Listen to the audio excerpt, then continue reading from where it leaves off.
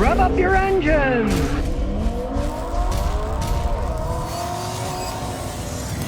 If you don't like GM, hey, listen to what this guy has to say. We purchased the new 2021 Chevy Trailblazer, and after only about 500 miles, it started to have issues. The center stack display stopped working, went black, even after I pulled the fuse and disconnected the negative battery cable. It doesn't work. I had to take it back to the dealer. The back windshield wiper does not work. Maybe the best indication of lack of quality control, they put two different types of wheel center caps on the car. The passenger side is correct with the black Chevy logo. The driver's side is silver Buick logo. Understandably, they build the Buick Encore and Trailblazer at the same place, but really, it shows lack of attention to detail. Needless to say, I'll never buy another one. If their quality control is that bad, and it's got the Chevy hubs on one side, but Buick on the other, it just shows that they really don't care about quality. Sure, that's just the tip of the iceberg. It's a minor thing, but it shows the underlying problem with the company, that they don't care about quality control. Brand new thing, 500 miles, stuff started to break on it.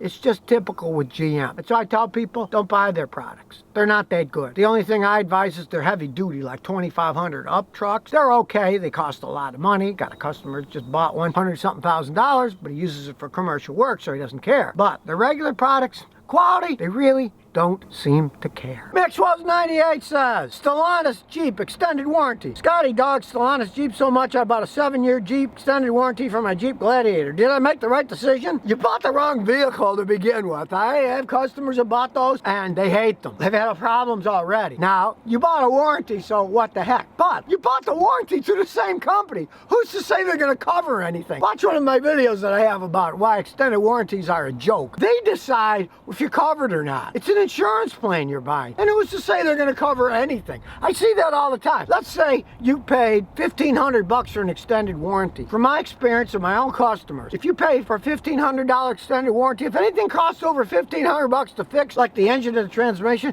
they'll say it's not covered, or they'll say, oh, you didn't change the oil enough, or you overheated the engine, the warranty is void, or you flooded it through flood water, the warranty is void, whatever. They're always looking for an excuse. I would have not about that vehicle, but you bought it. Well, I hope you didn't pay too much for the warranty, because it probably won't cover all that much. That's the problem with those things.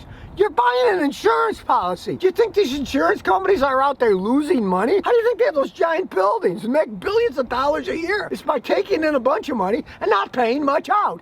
It's only common sense. Don't be fooled by their advertising. Heck, I think some of these companies probably spend more money advertising to have you buy their insurance than they ever pay out in claims.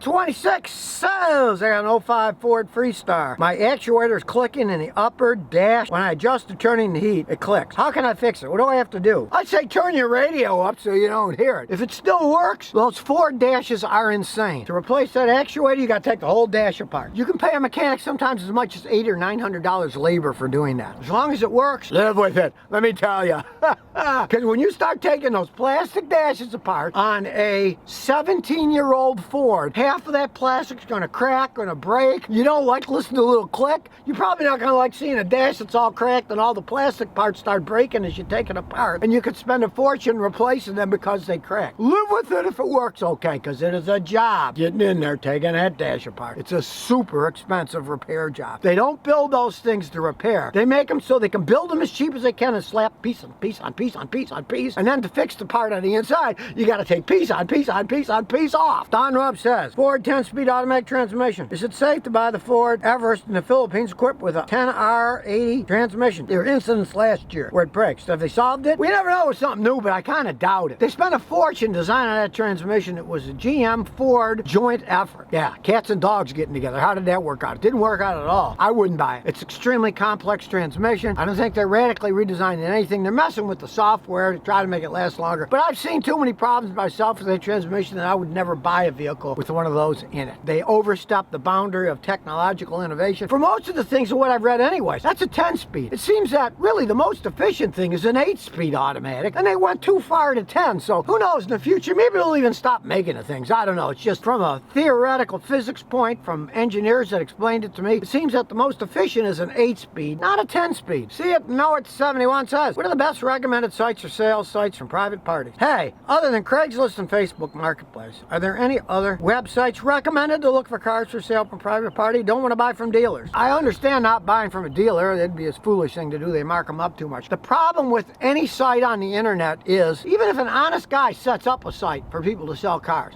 people are selling cars, they lie, cheat, steal on the internet. They're even that further away from you. I'm not a fan of it. I mean, I bought one on Craigslist for my son, but, you know, I had to look at a bunch of cars, look through a bunch of crap, but that's how it is with used cars these days. The stuff on the internet, you can't trust people because there's just too many people doing sleazy deals. I'll give you a perfect example. Back in Houston, there used to be a bunch of used car lots, and they would hire private individuals to sell their used cars. And when you called them up, whatever site that they advertised on, they'd say, well, we'll meet you halfway. We'll meet you at the Sears parking lot between my house and yours, right? They're just salesmen selling for used car lots. So they drive to the lot, pick up the car, bring it to you, pretend it was their brother Saeed's car, right? And then when you get the car, you find the titles in somebody else's name. It's really a rat's nest. I can't really advise any online sites. Like I said, Craigslist, I bought stuff for my son, but you gotta pick, you gotta choose, you gotta spend time going through it. It's not an easy process. There's no magic thing out there. These guys that claim, oh, we have the best prices. What do they think best prices? Some yuppie who doesn't know anything about cars thinks, oh, they said it's the best price, it must be. And then they look at the stupid books like Edmunds that have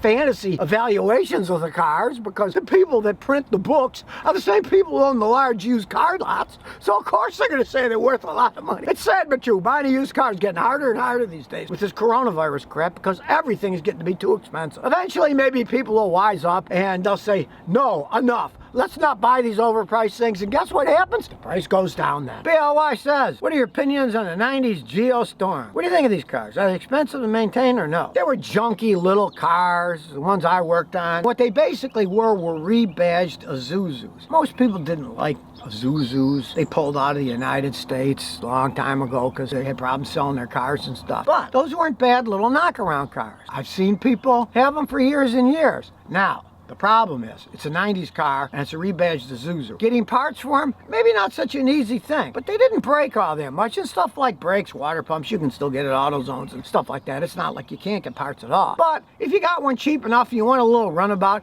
I had friends in Canada that had them, and they drove them for a couple 100,000 miles, and yeah, they bounce around, they don't ride very good, they're like little washing machines going down the road, but you want a little cheap runabout? They were good enough. A woman rented her Tesla through a service called Turo. The car got smashed up and the insurance wouldn't pay for it. People are getting involved in things they don't understand.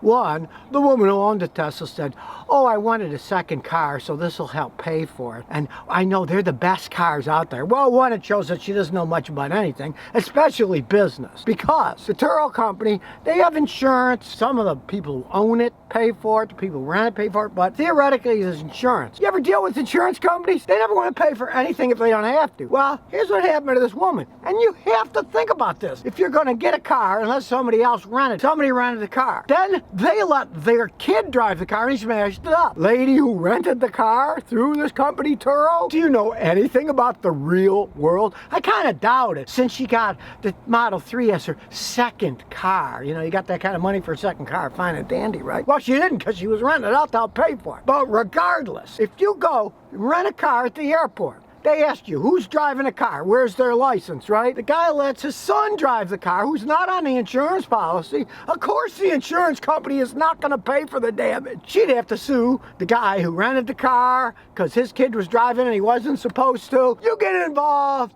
into a gigantic rat's nest if you rent anything out to anybody. The liability is all over the place. Let's say that kid killed somebody when he was driving that Tesla. She would technically be responsible because it's her car and it wasn't insured for that guy driving the car. Of course, then she'd have to countersue the parents to let the kid drive the car. It gets really complicated. On top of that, I would never want to own my car and let people rent it. When I rent cars, I beat the heck out of them, right? When companies give me a car to road test for a week, I beat the heck out of them to try them out, see how they go. Would you want to buy one of those cars when they're done giving it to the media people and then you have to have it as your own car? No, I wouldn't. It has the heck beat out of it. People who think, oh, what a great idea.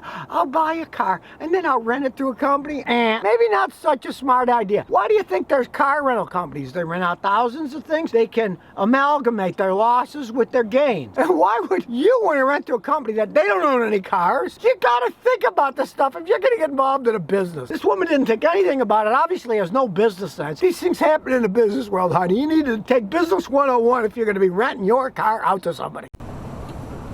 So if you never want to miss another one of my new car repair videos, remember to ring that bell.